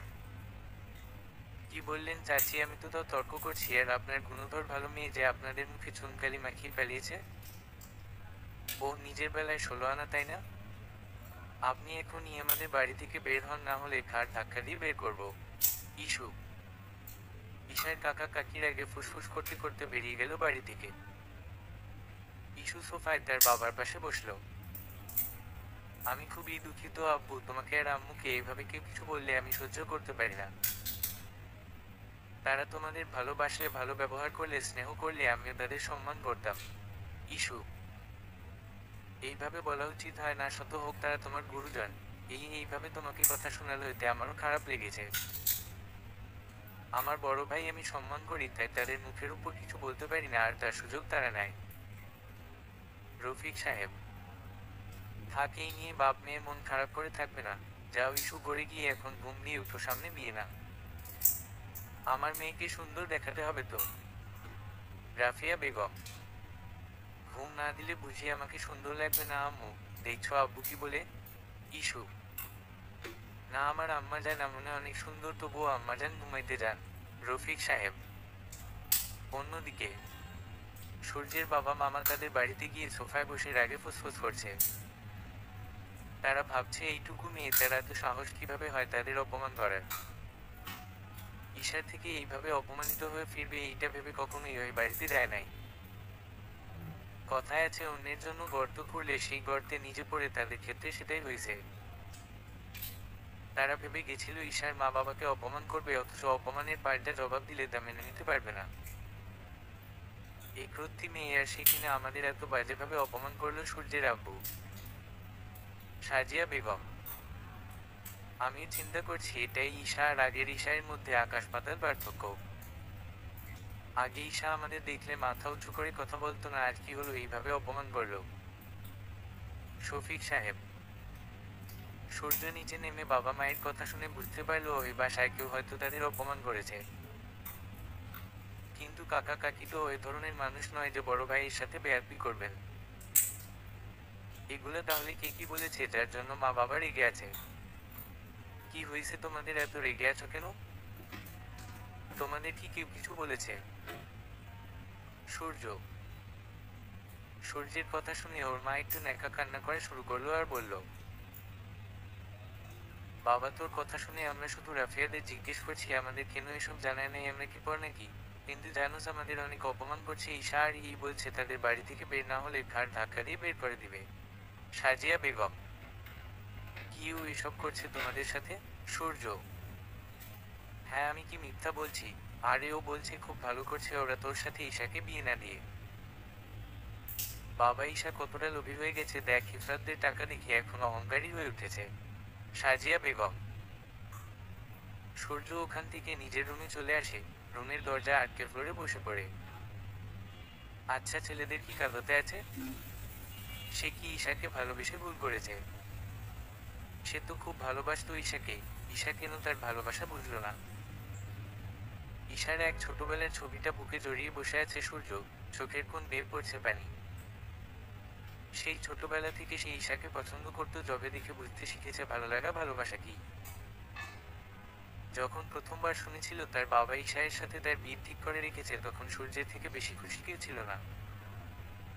খুব ভালোবাসে সে ঈশাকে কোনোদিন বলা হয়ে উঠল না। হাতের ফ্রেমটা জোরে ছুঁড়ে মারল, সেটা ফ্লোরে পড়ে টুকরো টুকরো হয়ে ভেঙে গেল সূর্যের মনের মতো। ঈশা, তুই শুধু টাকায় দেখলি আমার ভালোবাসা, বুঝলি না? আমি যে খুব ভালোবাসি তোকে ঈশা। আমি তোকে ছাড়া কিভাবে থাকবো? তুই ইফরাতের টাকার জন্য কিভাবে ওকে বিয়ে করতে রাজি হতে পারলি ঈশা? এতদিন আমি কিছু বলি তোকে ভালোবাসি, কিন্তু এখন থেকে এই সূর্যের খারাপ রূপটাই দেখবি। তোর জীবন আমি নরক না বানিয়ে দিলে আমার নামও সূর্য না। সূর্য। সূর্যকে দেখি খুব অস্বাভাবিক লাগছে, সাইকেলের মতো কখনো কাঁদছে তো কখনো হাসছে। সূর্য কি ভাবছে বোঝা বড় দায় হয়ে যাচ্ছে? ঈশাকে ভুল বুঝে তার জীবন শেষ করে দিবে। ঈশা তো কোনো দোষ করেনি। অনেকক্ষণ হয়ে যাচ্ছে, ঈশার ফোন বাজছে আর ঈশা এমন ঘুম দিচ্ছে যার জন্য ফোনের রিংটোনও শুনতে পাচ্ছে না। এইদিকে ইফরাত কল দিতে দিতে বিরক্ত হয়ে যাচ্ছে, মেয়েটা আসার সময় তার সামনে আসলো না, এখন কলও তুলছে না, ও কি বিয়েতে রাজি নয়? বেচারা ইফরাত টেনশনে যায় আর ওইদিকে ঈশা তো ঘুম। শেষমেশ আরেকবার কল দিল, এইবার ঈশা বিরক্ত হয়ে ফোন কোনো মতে রিসিভ করে কানে ধরলো আর ঘুমু ঘুমু কণ্ঠে বলল, হ্যালো কে ভাই, এত রাতে আপনি একটা মেয়েকে কল দিয়ে তার ঘুমে ডিস্টার্ব করছেন? ঈশা। ইফরার এবার আকাশ থেকে পড়লো, এখন রাত কোথায়, মাত্র না বিকেল হলো। আর ভাই বলছে মহারানী নিশ্চিত সে ঘুমিয়ে আছে আর ফোন না দেখেই তুলছে। আমি আপনার ভাই না ম্যাডাম, মামাতো জামাই লাগি, যদি দয়া করে ঘুম থেকে উঠে সুন্দরভাবে আমার সাথে কথা বলিয়া আমাকে উদ্ধার করিতেন আমি ধন্য হইতাম। ইফরাত। ইফরাতের কণ্ঠ পেয়ে ঈশায়ের ঘুম হাওয়া হয়ে গেল, লাফ দিয়ে উঠে পড়ল সে। মোবাইলের দিকে তাকিয়ে দেখে ইফরাতের নাম্বার। এবার সে নিজেকে মনে মনে গালি দিচ্ছে, ফোন রিসিভ দেখে না করাই। লোকটা তাকে এভাবে লজ্জা দিবে? আসলে হয়েছে কি জানেন, আমি না ঘুমিয়েছিলাম আর দেখি নাই যে কে কল দিচ্ছে। ঈশা। তা তো বুঝতেই পেরেছি আমি, তা আমি আসার আগে আমার সাথে কথা বলা হয় নাই কেন, একটু শুনি। ইফরাত। আজ প্রায় 2 দিন হয়ে গেছে ঈশাকে পাওয়া যাচ্ছে না। ঈশায়ের বাবার মধ্যে হার্ট অ্যাটাক করে হাসপাতালে ভর্তি। ঈশায়ের মায়ের অবস্থাও অনেক খারাপ। এর মধ্যেই ঈশার মাকে ইফরাতদের বাসায় নিয়ে যাওয়া হয়েছে। ঈশায়ের টেনশনে সবার অবস্থাই এখন করুন, কোনো খাওয়া দাওয়া কিছু নাই। ইফরাতকে দেখে বোঝা যায় দায়র মনে কি চলছে। এই 2 দিনের মধ্যে ইফরাত কিছু খায় নাই, হন্যে হয়ে খুঁজছে কিন্তু পায় নাই। কেউ ভেবে পাচ্ছে না ঈশাকে কিডন্যাপ করলো। যদি টাকার জন্য কিডন্যাপ করা হয় তাহলে এখনো কেউ ফোনই করলো না কেউ। চিন্তায় মাথা ফেটে যাচ্ছে ইফরাতের, কোথায় তার ইস্যু। ইস্যু কই তুই, আমি যে পাগল হয়ে যাচ্ছি। কোথায় গেলে পাবো তোকে? ইফরাত। লামিয়া নিজের রুমের দরজা আটকে পায়চারি করছে, এদিক থেকে ওদিক হাঁটছে। আবার মাথায় হাত দিয়ে বসে কি যেন ভাবছে। আমি কি কাজটা ঠিক করলাম? আল্লাহ আমাকে মাফ কইরো। ইস্যু এখন কোথায়? সূর্যের কথা শোনা আমার মোটেও উচিত হয় না। কল দিয়ে দেখি। লামিয়া। লামিয়া সূর্যকে কলের পর কল দিয়ে যাচ্ছে, সূর্য রিসিভ করছে না। লামিয়া তবু থামছে না, আবার কল দিল। সূর্য বিরক্ত হয়ে লামিয়ার কল রিসিভ করলো। কি হয়েছে, এত কল কেন দিচ্ছ? তোমাকে না বলছি আমাকে এখন বেশি কল দিবে না?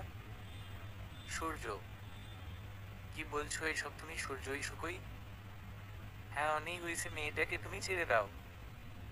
আর চলো আমরা অনেক দূরে পালিয়ে যাব, আমাদের কেউ খুঁজে পাবে না।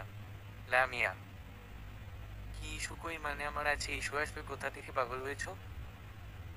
আর আমি পালাবো কেন তোমার সাথে আজীব? সূর্য। সূর্য কি বলছো তুমি না আমাকে ভালোবাসো? আমি খুব ভালোবাসি সূর্য, তোমাকে এইভাবে বইলো প্লিজ। লামিয়া। আরে রাখো, আর একবার আমাকে কল দিবি না? আমি শুধু ইস্যুকে ভালোবাসি আর কাউকে না। আর আজ আমি ইস্যুকে বিয়ে করব। সূর্য। এইটুকু বলে সূর্য ফোন কেটে দিল। লামিয়া স্তব্ধ হয়ে গেল এগুলো শুনে। নিজের ভালোবাসায় অন্ধ হয়ে সে কিভাবে পারল ইস্যুর ক্ষতি করতে। তার ভাই যে ইস্যুকে খুব ভালোবাসে। ইফরাতের রুমে গিয়ে বলল, ভাইয়া আমার তোমাকে কিছু বলার আছে। লামিয়া, আমার এখন কথা শুনতে ভালো লাগছে না। লামিয়া, তুই পড়ে আসিস, পরে শুনবো, এখন আমাকে একা ছেড়ে দে। ইফরাত, ভাইয়া আমি জানি ইস্যু কোথায় আছে, আমার কথা একটি শুন। লামিয়া, কি তুই জানোস তাহলে এতদিন বলস নাই কেন? আজকে 2 দিন ধরে আমাদের অবস্থা তুই দেখিসনি? ইফরাত, ভাইয়া আমাকে ক্ষমা করে দে প্লিজ, আমি ভালোবাসায় অন্ধ হয়ে গিয়েছিলাম। আমাকে সূর্য বলছে ইস্যুকে তার সাথে দেখা করাতে, যাতে সেই ইস্যুকে আমার আর তার ব্যাপারে রাজি করাতে পারে। আমিও অন্ধের মতো বিশ্বাস করে নেই যে সত্যিই সে এই কাজ করবে। ওই দিন আমি ইস্যুকে নিয়ে ওর সাথে দেখা করাতে নিয়ে যাই মিথ্যে বলে। ওখানে যাওয়ার পর ইস্যু সূর্যকে দেখে অনেক রেগে যায়, আমি কনভিন্স করি। সূর্যও অনেক ভালো ভালো কথা বলে ইস্যুকে রাজি করিয়ে নেয় যাতে সে তোমাদের বলে সূর্যর সাথে আমার বিয়ের কথা। সূর্য আমাকে বাড়িতে নামিয়ে দিই বলে ইস্যুকে সে বাসায় পৌঁছে দিবে, আমি ওর কথা মতো বাসায় চলে আসি। বিশ্বাস করো ভাইয়া, আমি জানলে কখনোই এমন করতাম না। এখন সূর্য আমাকে বলছে সে আমাকে ভালোবাসে না, সে ইস্যুকে ভালোবাসে আর আজকে বিয়ে করবে। লামিয়া, লামিয়ার কথা শুনে ইফরাত অবাক হয়ে যায়, এত কিছু হলো সে জানলো না। রাগ হচ্ছে বোনের উপর, তার কি করবে সে এখন? আমাদের ইস্যু আগেই সাবধান করে দিয়েছিল লামিয়া, তারপরে এই ভুল কিভাবে করলি তুই?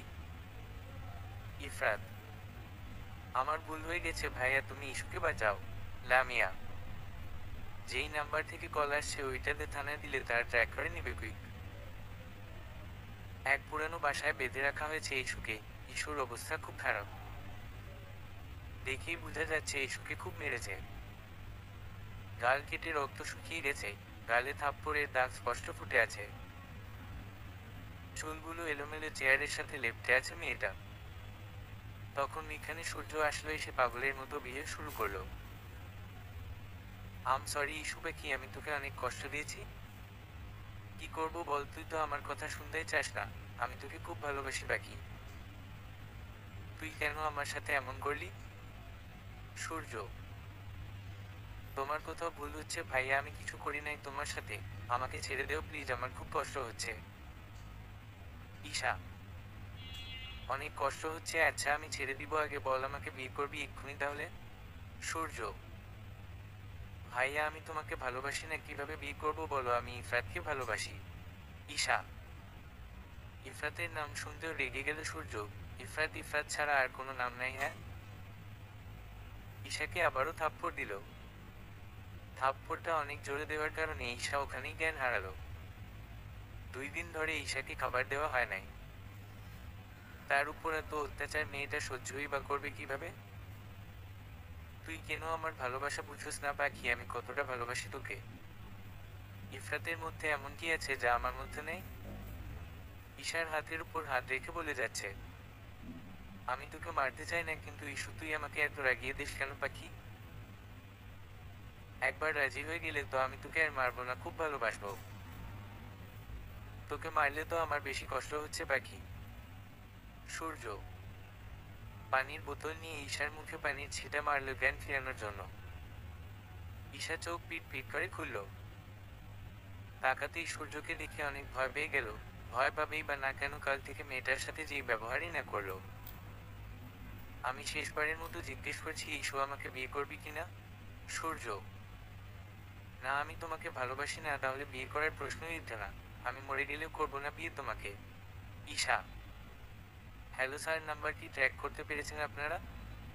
ইফরাত, হ্যাঁ মিস্টার ইফরাত, আমরা লোকেশন পেয়েছি, আপনাকে সেন্ড করেছি। আমরা রওনা দিচ্ছি, আপনিও আসুন।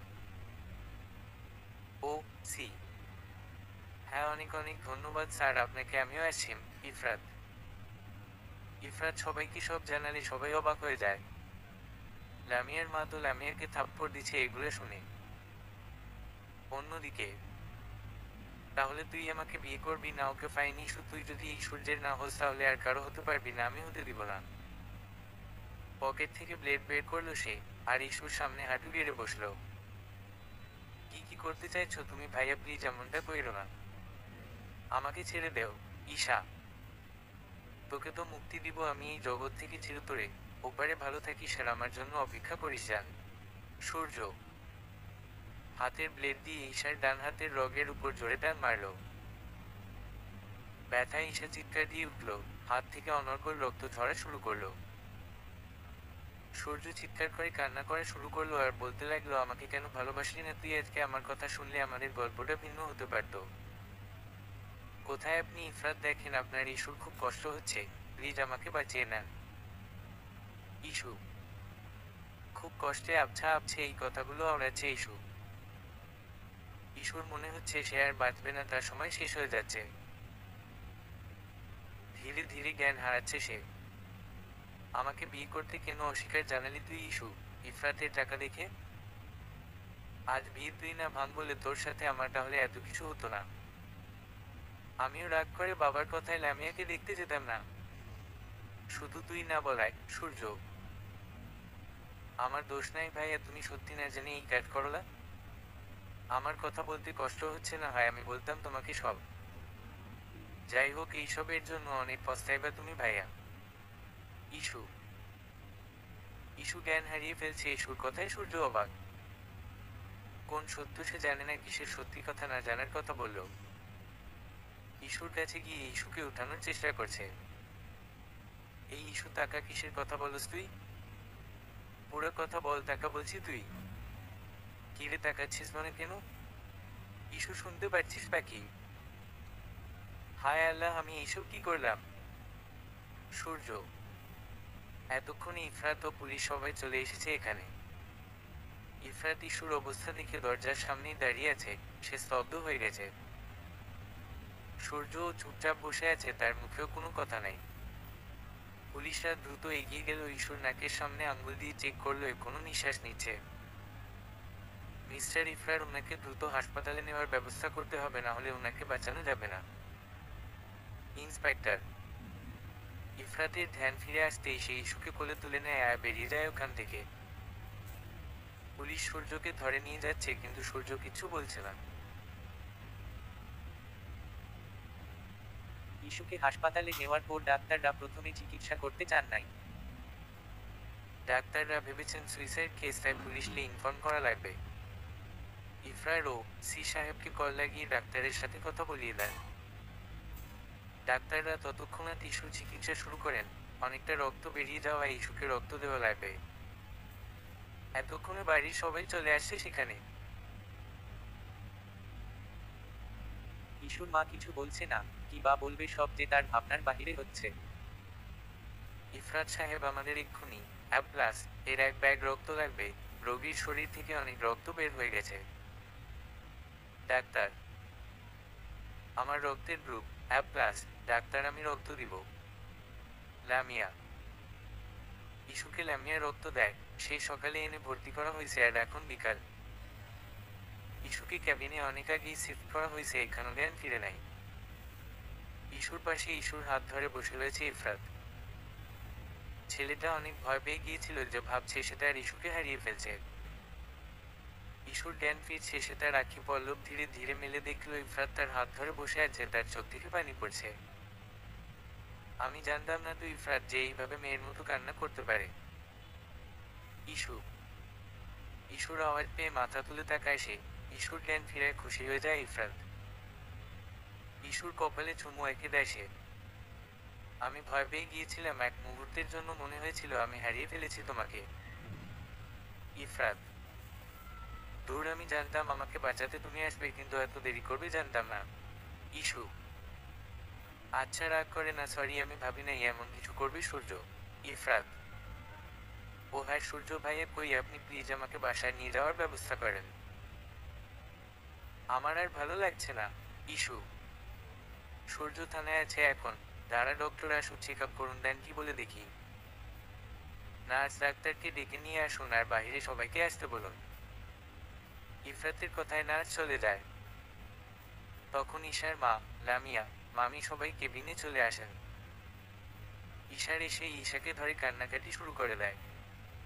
আরে আম্মা, এভাবে কান্না করছেন কেন? আমার কিছু হয় নাই তো। দূর, বলদের মতো কান্না করে, আম্মারে পচা লাগে দেখতে। ইস্যু। মেয়ে যে এই অবস্থায় ওই কথা বলবে, তবুও কান্না থামিয়ে ফেললেন। তোর দুষ্টুমি কি কমবে না? সিরিয়াস টাইমেও দুষ্টামি। রাফিয়া বেগম। থাক না রাফিয়া, এত বড় একটা বিপদ থেকে বেঁচে গেল মেয়েটা, একটু দুষ্টুমি না করলে কি হয়? মামি, আম্মু এবং ফুপি তোমরা বাসায় যাও, আমি ইস্যুকে নিয়ে পড়ে আসবো। আঙ্কেল বাসায় একা আছেন। লামিয়া তুই থাক আর তোমরা যাও, আমি ডাক্তার থেকে ইস্যুর খাবারের রুটিন জেনে তোমাকে মেসেজ করে দিব আম্মু। ইফরাত, আচ্ছা তাহলে গেলাম, ওর খেয়াল রাখিস আর জানাইস। মামি। ঈশার মামি এর মা চলে গেলেন, ডাক্তার এসেও দেখে গেছেন। মেডিসিনের খাবারের রুটিন দিয়ে ডিসচার্জও দিয়ে দিয়েছে ইস্যুকে। বাড়ি ফেরার জন্য ইস্যুকে নিয়ে গাড়িতে বসলো লামিয়া, আর ইফরাত সামনে বসে ড্রাইভিং করছে। আমাকে মাফ করে দে না বনু, আমি বুঝতে পারি না যে এত কিছু হবে। লামিয়া, এতে তোমার দোষ নাই আপু। হ্যাঁ, সূর্য ভাইয়া যেমন আমাকে ভালোবাসছে তেমন তুমিও ভাইয়াকে ভালোবাসো। ভালোবাসা ভুল না, তবে অন্ধের মতো বিশ্বাস করা বোকামি। ইস্যু আজকে বাড়ি এসেছে, ইস্যু 3 দিন হয়ে গেল। সময় কিভাবে কিভাবে যেন শেষ হয়ে যায় বোঝাই যায় না। আর এই 3 দিনই ইফরাতের প্রতি ইস্যুর ভালোবাসা দ্বিগুণ বেড়েছে। ইস্যুর সব খেয়াল ইফরাত রাখছেন। বাসায় আসার দ্বিতীয় দিন সূর্যকে নিয়ে এসেছিল ঈশার কাকা কাকি। সূর্যকে সব বলা হয়েছে যে সূর্যকে তার বাবা মা ভুল বুঝিয়েছে। ওই দিন সূর্যকে অনেক বুঝিয়েছে ঈশা, ভালোবাসা ভুল না, তবে কিছু করার আগে সব জেনে নিতে হয়। সূর্য মাফ চায় ঈশা আর লামিয়ার কাছে। সূর্য এর মানসিক সমস্যা বলে ধারণা করেছেন সবাই, এই জন্য মেন্টাল অ্যাসাইলামে সূর্যকে কিছুদিন রাখার পরামর্শ দিলেন সবাই। সূর্যও মেনে নিল, কারণ সে স্বাভাবিক হলে কখনোই ঈশাকে এভাবে মারার কথা ভাবতে পারত না। সূর্য এর মা বাবা নিজেদের করা কাজে অনুতপ্ত হন আর সবার কাছে ক্ষমা চেয়ে চলে যান। দুনিয়াটা বড্ড হয় যে প্রথমে কেউ কিছু বুঝতেই চায় না, আর যখন তারা বুঝে তখন অনেক দেরি হয়ে যায়। সূর্য যদি তার মা বাবাকে এতটা বিশ্বাস না করে সবকিছু সত্যতা যাচাই করতো, তাহলে আজকে তাদের গল্পও ভিন্ন থাকতো। কারো প্রতি কারো অনুভূতি কম নেই। যেমন ঈশ্বর অনুভূতি ইফরাত আর সূর্য এর অনুভূতি লামিয়া ছিল, সেভাবেই লামিয়ার অনুভূতি ও সূর্য ছিল। পৃথিবীতে সবার ভালোবাসা পূর্ণতা পায় না, হয়তো এটাই নিয়ম। এত কিছু ভাবতে চায় না, আজকে খুবই একটা গুরুত্বপূর্ণ রাত ইস্যুর কাছে। আজকে সেই কাঙ্ক্ষিত রাত, আজ সন্ধ্যায় ইস্যু আর ইফরাতের বিয়ে সম্পূর্ণ হয়েছে। আজ তাদের বাসর রাত। ইস্যু তার প্রিয়তম ভালোবাসার জন্য অপেক্ষা করে যাচ্ছে। রাত 12টা 30 সব ঝামেলা শেষ করে রুমে আসতে আসতে অনেকটাই দেরি হয়ে গেছে ইফরাতের। ইস্যু যে তার জন্য অপেক্ষা করছে। রুমে ঢুকতেই ইস্যু ইফরাতকে সালাম করলো। এই বর সাহেব, সালাম করলাম, আমার সালামি কোথায়? ইস্যু, কি মেয়েরে বাবা বাসর রাতে সালাম করে সালামি চাচ্ছে? ইফরাত, এত কিছু জানি না, সালাম করেছি, সালামি দেন। ইস্যু, ইফরাত এবার তার রুমের আলমারি থেকে কতগুলো গিফট বক্স বের করে ইস্যুকে ধরিয়ে দিয়ে বলল তার সালামি। ইস্যু অবাক, এত গিফট দেখে। ইস্যু, যাও তো ফ্রেশ হয়ে আসো, এত ভারী মেকআপ নিয়ে বসে থাকতে হবে না তোমার। ইফরাত, সত্যি বলতে ইস্যুর অনেক অস্বস্তি হচ্ছিল এগুলো নিয়ে বসে থাকতে। ইফরাতের কথায় সে আলমারি থেকে একটা কালো রঙের শাড়ি নিয়ে ফ্রেশ হতে চলে গেল। ইফরাত ও রুমের মধ্যে চেঞ্জ করে নিল। ইস্যু বেরোতেই ইফরাত হা করে ইস্যুর দিকে তাকিয়ে আছে। কালো রঙের শাড়িতে সত্যি ইস্যুকে খুব সুন্দর মানিয়েছে। ইফরাত ইস্যুর এক হাত ধরে নিজের রুমের বারান্দায় চলে গেল, যাকে ছোট ছাদও বলা যায়। ফ্লোরে বসে গেল ইফরাত, ইস্যুকে ইশারায় তার পাশে বসতে বলল। ইস্যু ইফরাতের পাশে বসল। ইফরাত আকাশের দিকে তাকিয়ে বলল, জানো ইস্যু, আমি তোমাকে কতটা ভালোবাসি তা কখনো বুঝাতে পারবো না। আর 10টা মানুষের মতো নিজের অনুভূতি আমি বুঝাতে ব্যর্থ। তোমাকে ভালোবাসার পর প্রতিটা সময় তোমাকে হারানোর ভয় ভয় পার হয়েছে। সেদিন তোমাকে ওই অবস্থায় দেখে কিছু সময়ের জন্য আমি স্তব্ধ হয়ে যাই যে আমি কি করব। আমার অনুভূতি তুমি, আমার ভালোবাসা তুমি ইস্যু। তোমাকে ছাড়া আমি বাঁচার কথা কল্পনাও করতে পারি না। আমিও তোমাকে খুব ভালোবাসি। আমি কখনো বলি নাই, কিন্তু হ্যাঁ, অনেক আগে থেকে ভালোবাসি। আমি ভেবেছিলাম ভালোবাসলেই সব ভালোবাসা পূর্ণতা পায়, আমারটাও পাবে না। কিন্তু আল্লাহ উপহার হিসেবে তোমাকে দিবে আমি ভাবতেও পারি নাই। আমার অনুভূতি তুমি, সবটা জুড়ে শুধুই তুমি। সবার ভালোবাসা পূর্ণতা পাক, সবাই নিজেদের ভালোবাসার মানুষের সাথে যেন ভালো থাকে, তাদের নতুন জীবনের জন্য শুভকামনা। সমাপ্ত।